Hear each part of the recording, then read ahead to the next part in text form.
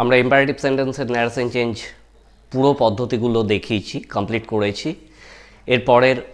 পরপর আমি যে ধাপে ধাপে শেখাচ্ছি সেই অনুসারে অপটেটিভে এসেছি। অপটেটিভ সেন্টেন্স মনে রাখবে ইচ্ছা, প্রার্থনা, আশীর্বাদ ইত্যাদি বুঝিয়ে থাকে। তো রিপোর্টিং ভার্বের পরিবর্তে সেই ধরনের পরিবর্তন করতে হয়। এগুলো আমরা উদাহরণ নিয়ে দেখব, তাহলে তোমাদের কাছে বিষয়টা ক্লিয়ার হয়ে যাবে।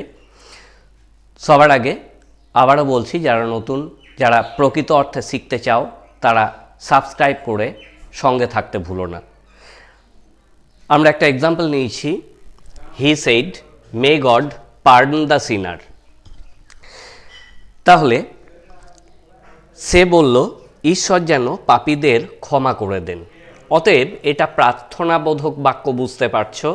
সুতরাং রিপোর্টিং ভার্বের পরিবর্তে আমরা প্রেড ব্যবহার করেছি, হি প্রেড। এরপর কমা কোটেশন উঠে গিয়ে দ্যাট বসবে, he prayed that. God might, God আছে সাবজেক্ট, দ্যাটের পরে সাবজেক্ট, এরপর মেয়েটা মাইট হিসাবে বসবে, God might pardon the sinner. তাহলে রিপোর্টিং ভার্বের পরিবর্তে অর্থ অনুসারে প্রেড, ব্লেজড, উইজড ইত্যাদি ব্যবহার করতে হয়। নেক্সট দেখো, the priest said may peace prevail in the town. তাহলে একইভাবে দ্য প্রিস্ট প্রেড, রিপোর্টিং ভার্বের পরিবর্তে প্রার্থনা বোঝাচ্ছে যেহেতু, প্রেড কমা কোটেশন উঠে গিয়ে that, the priest prayed that peace might prevail in the town. পিসটা আছে সাবজেক্ট, সুতরাং পিস বসলো এবং মে পরিবর্তে মাইট। তাহলে তোমরা যে নিয়মটা বুঝতে পারছো, রিপোর্টিং ভার্বের পরিবর্তে বাক্যের অর্থ অনুসারে ইচ্ছা বোঝালে উইজড, প্রার্থনা বোঝালে প্রেড বা আশীর্বাদ বোঝালে ব্লেসড ইত্যাদি বসবে, এবং কমা কোটেশন উঠে গিয়ে দ্যাট বসবে। দ্যাট বসানোর পরে প্রথমে সাবজেক্টটাকে বসাতে হবে এবং তারপরে মে বসবে। তবে অনেক সময় বাক্যে মেটা উহ্য থাকে, সেক্ষেত্রে তোমাদেরকে কিন্তু ইনডাইরেক্ট স্পিচে মে ব্যবহার করতে হবে। আমি ছোট্ট টিপস দেবো একদম শেষে, সুতরাং স্কিপ না করে পুরোটা দেখতে থাকো। এক্ষুনি যে কথাটা বললাম, মেয়েটা অনেক সময় উহ্য থাকে। দেখো বাক্যটা, they said long live our leader, অর্থাৎ may our leader, our leader subject হিসাবে আছে, may our leader live long, বাক্যটা এরকম। সুতরাং ইনডাইরেক্ট ন্যারেশনের সময় কিন্তু তোমাদেরকে মে শব্দের পরিবর্তে মাইটটা বসাতে হবে। They wish that their leader might live long. সুতরাং এটা মনে রাখবে, মে না থাকলেও তোমাদেরকে অপটেটিভ সেন্টেন্সে মে কিন্তু ব্যবহার করতে হবে সাবজেক্টের পরে। My father said to me may you prosper in life. এই বাক্যে মনে রাখবে শ্রোতা বসে না, রিপোর্টিং ভার্বের পরে কিন্তু শ্রোতা বা শ্রোতার নামকে বসালে চলবে না। শ্রোতা রিপোর্টেড স্পিচে পরিবর্তিত হয়ে বসবে।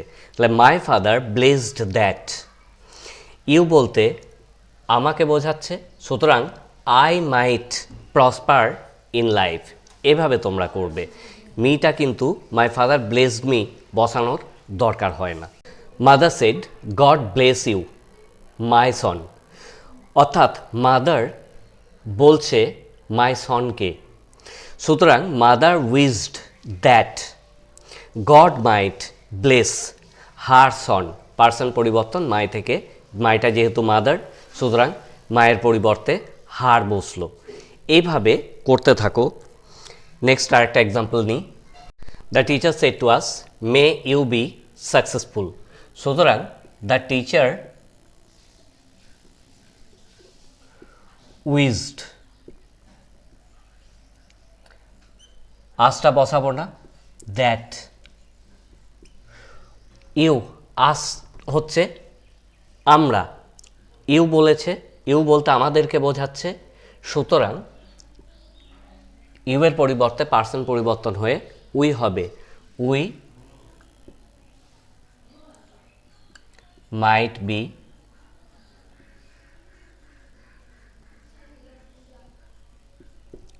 সাকসেসফুল।